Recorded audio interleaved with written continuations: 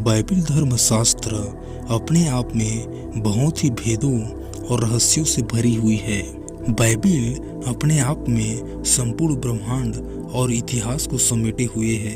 न कि सिर्फ संपूर्ण इतिहास वरन संपूर्ण युग भी बाइबल में समाहित है। और आज के इस वीडियो में हम इसी विषय पर चर्चा करेंगे। बाइबल के विद्वानों के अनुसार बाइबल में 7 युग पाए जाते हैं, परंतु सबसे पहले हमारे लिए यह जानना आवश्यक है कि युग क्या है या किसे कहते हैं।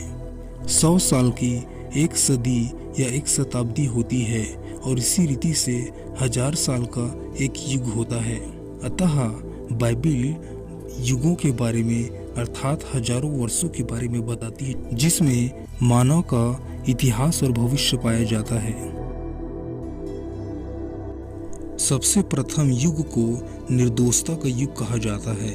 यह युग उत्पत्ति अध्याय 1 के 28वें आयत से अध्याय 2 के 15 से लेकर के 17 तक पाया जाता है। इस युग में अदन की वाटिका में रहने वाले आदम और हव्वा की समयावधि पाई जाती है।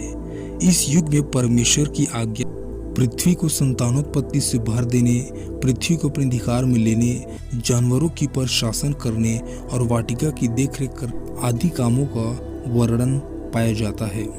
सारांश में कहें तो यह युग आदम हव्वा के बनाए जाने से लेकर के उनके फल खाने के समय तक, अर्थात जब तक उन्होंने पाप नहीं किया था तब तक की इस बीच के समय को निर्दोषता का युग कहा जाता है, क्योंकि इस समय तक आदम हव्वा निर्दोष थे, धर्मी थे, पवित्र थे। यह समय अवधि कितने लंबे समय या वर्षों की है इस बात को तो हम नहीं जान सकते, परंतु इतना हम जरूर जानते हैं कि परमेश्वर ने जैसे आदम हव्वा को बनाया वैसे बहुत ही कम समय में उन्होंने परमेश्वर की अवज्ञा की। अतः यह युग जो है बहुत ही कम समय का रहा होगा। दूसरा जो युग है जो बाइबल में पाई जाती है उसे विवेक का युग या अंतःकरण का युग कहा जाता है। इसकी अवधि अदन की वाटिका से आदम और हव्वा को बाहर निकाल दिए जाने के पश्चात जल प्रलय तक का, अर्थात लगभग 1600 वर्षों तक रही है। इसका वर्णन हम उत्पत्ति अध्याय 3 से लेकर के अध्याय 8 तक पाते हैं। इसे विवेक का युग इसलिए कहा जाता है क्योंकि इस समय परमेश्वर ने मानव जाति को कोई आज्ञा, विधान, नियम, व्यवस्था आदि नहीं दिया था। अतः मनुष्य को जैसा अच्छा जान पड़ता था, जैसा अच्छा लगता था और जैसे उनके मन में आता था वही वो करते थे। वैसे तो पाप के कारण से मनुष्य का मन, प्राण सभी मैला हो गया था, परंतु तो भी परमेश्वर ने मनुष्यों को इतनी विवेक और समझ दी थी जिससे कि वे भले बुरे को पहचान सके। अतः परमेश्वर उनको उनके मन के वश में छोड़ दिया था कि वे उसी के अनुसार जीवन निर्वाह करें।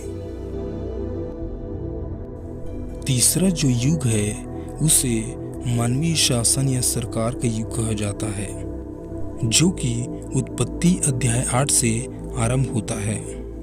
परमेश्वर ने इस पृथ्वी पर से एक परिवार को फिर से मानवीय जाति को आरंभ करने के लिए बचाते हुए जल प्रलय से नष्ट कर दिया था। परमेश्वर ने नूह और उसके परिवार से निम्न प्रतिज्ञाएं और निम्न आदेशों को दिया, जैसे कि परमेश्वर पृथ्वी को फिर शापित नहीं करेगा, जल प्रलय से नाश नहीं करेगा। नूह के वंश के लोग बिखरे नहीं थे और उन्होंने परमेश्वर के आदेशानुसार पृथ्वी को भर दिया था। इस प्रकार इस युग के अपने उत्तरदायित्व को पूर्ण कर दिया। जल प्रलय के 325 वर्षों पृथ्वी पर रहने वाले एक गुम्मत का निर्माण करने लगे, जो उनकी एकता और घमंड की एक बड़ा स्मारक था।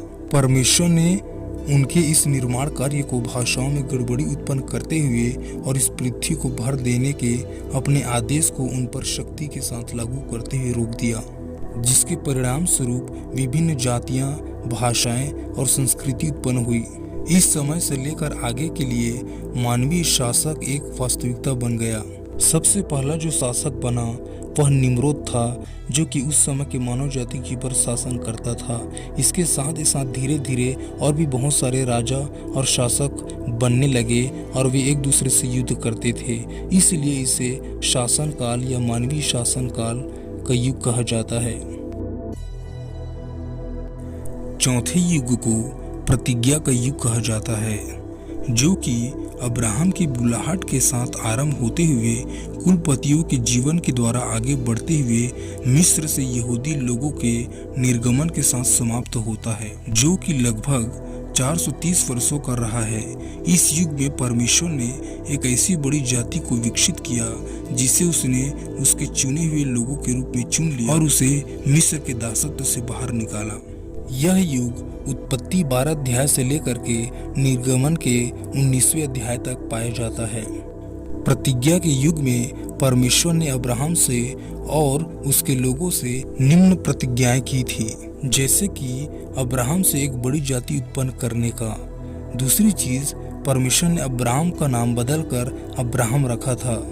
तीसरी चीज, परमेश्वर ने कहा था कि वह उसे आशीष देगा और उसके संतानों को आशीष देगा, और जो उन्हें शाप देंगे उनको वह शाप देगा। पांचवा जो युग है उसे व्यवस्था का युग कहा जाता है। यह युग लगभग 1500 वर्षों तक चलता रहा, जब तक कि इसे यीशु मसीह की मौत के पश्चात निलंबित नहीं किया गया था। यह युग सहस्त्र वर्षों में कुछ संशोधनों के साथ पुनः आरंभ हो जाएगा। व्यवस्था के युग के मध्य में परमेश्वर विशेष रूप से मूसा की व्यवस्था के द्वारा यहूदी जाति के साथ कार्य किया, जो कि निर्गमन 19 अध्याय से 23 अध्याय में पाया जाता है। इस युग को व्यवस्था के युग इसलिए कहा जाता है क्योंकि इस अध्याय में परमेश्वर ने संपूर्ण इजरायलियों को व्यवस्था दिया, जिसमें विभिन्न आज्ञाएं पाई जाती थी, जो कि मनुष्य के शारीरिक, मानसिक, आत्मिक, सामाजिक, धार्मिक आदि जीवन के लिए लाभदायक थी और उपयोगी थी।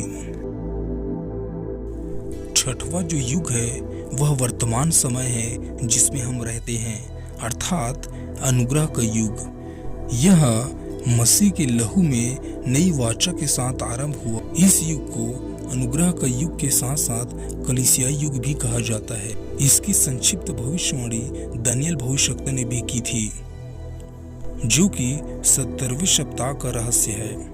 यह युग मसीह की मृत्यु के साथ आरंभ होता है और कलीसिया के बादलों में उठा लिए जाने के साथ समाप्त होता है। यह युग विश्वव्यापी है और इसमें यहूदी और अन्य जाति दोनों ही सम्मिलित है। अनुग्रह के इस युग के समय में मनुष्य का दायित्व यीशु परमेश्वर के पुत्र के ऊपर विश्वास करना है। इस युग में पवित्र आत्मा एक सांत्वना देने वाले के रूप में एक विश्वासी के भीतर वास करता है। यह युग पिछले लगभग 2000 वर्षों से चल रहा है और कोई नहीं जानता कि इस युग का अंत कब होगा, परंतु हम इतना जानते हैं कि जब प्रभु यीशु मसीह का आगमन होगा तभी इस युग का अंत होगा। फिलहाल हमें तो जो काम करना है वो ये कि बड़े धीरज और विश्वास पूर्वक उसकी बाट जोहते रहें और तैयार रहें। इसके बाद जो अंतिम युग है उसे सहस्त्र वर्षीय या 1000 वर्ष का युग भी कहा जाता है।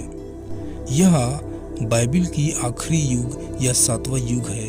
यह इस पृथ्वी पर स्वयं यीशु मसीह के द्वारा 1000 वर्षों तक शासन करने के द्वारा बना रहेगा। यह राज्य करना यहूदी जाति के लिए उस भविष्यवाणी को पूरा करेगा कि मसीह का पुनः आगमन होगा और वह उनका राजा होगा। राज्य में प्रवेश करने वालों में अनुग्रह के युग के नए जन्म पाए हुए विश्वासी और महाक्लेश के 7 वर्षों में बचे रहने वाले धर्मी लोग भी होंगे। इस राज्य में उद्धार न पाए हुए किसी भी व्यक्ति को प्रवेश करने की अनुमति नहीं है। इस राज्य में शैतान को 1000 वर्षों तक के लिए बांध दिया जाएगा। इस युग का अंत अंतिम न्याय के किए जाने के साथ होगा। यह युग प्रकाशित आग के उसके 20वें अध्याय में पाया जाता है।